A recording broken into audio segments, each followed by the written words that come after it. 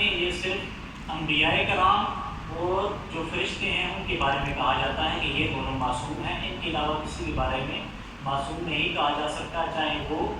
ولی ہوں، چاہے وہ کوئی بھی عام لوگ ہوں، چاہے وہ بچے ہوں، ان کو محفوظ کہا جائے گا، ان کو معصوم نہیں کہا جائے گا۔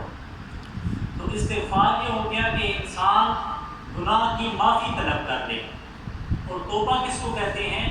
توبہ کہتے ہیں کہ انسان اپنے گناہ سے معافی اس طرح سے مانگ لے اور اپنے اس گناہ پر اس طرح سے نادم ہو جائے کہ پھر وہ زندگی میں اس گناہ کی طرف کبھی لوٹ کر نہ آئے، اس کو توبہ کہا جاتا ہے۔ توبہ اور استغفار میں بنیادی فرق یہ ہوا کہ استغفار صرف معافی طلب کرنے کو کہتے ہیں، اور توبہ اس معافی طلب کرنے کو کہتے ہیں، اس استغفار کو کہتے ہیں کہ جس استغفار اور معافی طلب کرنے کے بعد انسان اس گناہ کی طرف دوبارہ لوٹ کر کبھی بھی نہ جائے، تو اس کو توبہ کہا جاتا ہے۔ اور جو شخص توبہ نہیں کرتا،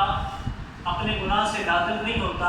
اس کے بارے میں اللہ تبارک و تعالیٰ نے قرآن مجید میں کیا ارشاد